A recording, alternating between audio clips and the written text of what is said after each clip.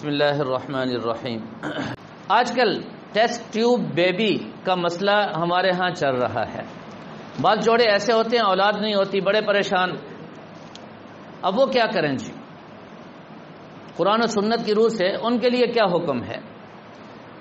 بعض کو اللہ نے اولاد دی، وہ کہتے ہیں نہ ہو، اور بعض ایسے اللہ نے اولاد کا سلسلہ بند کر دیا، ہم نے روکا، اب ایسا روکا کہ ہر گھر میں ایسے جوڑے موجود ہیں 10 سال 20 سال ہو گئے بچے نہیں۔ اب ہر گھر میں جا کر پوچھ لیں، فلاں کسی کی بہن کو نہیں ہے، کسی کی بیٹی کو نہیں ہے، کسی کا فلانا، ہر گھر میں یہ معاملہ ہے، اولاد نہیں ہو رہی۔ اب بڑے پریشان ہیں جی۔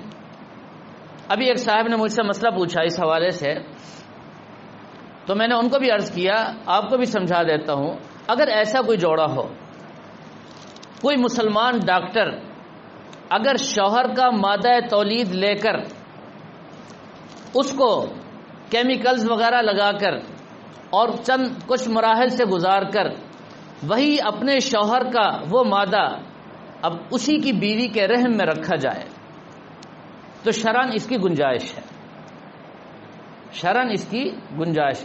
اور اگر فاسق فاجر ڈاکٹر ہوں اور ان پر یقین نہ ہو اور خطرہ ہو کہ وہ کسی اور کا مادہ منویہ لے کر کسی اور مرد کا اس عورت کے رحم میں رکھیں گے تو یہ ناجائز اور حرام ہے، اس کی گنجائش نہیں۔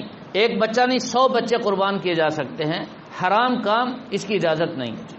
اور پھر اس میں پردے کا اہتمام بھی ہونا چاہیے۔ خواتین کے رحم میں اگر یہ مادہ منویہ رکھنا ہے تو اس کے لیے کسی لیڈی ڈاکٹر کا انتخاب کیا جائے، مردوں سے نہیں۔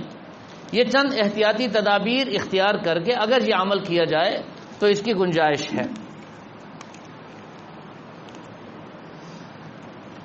ایک شخص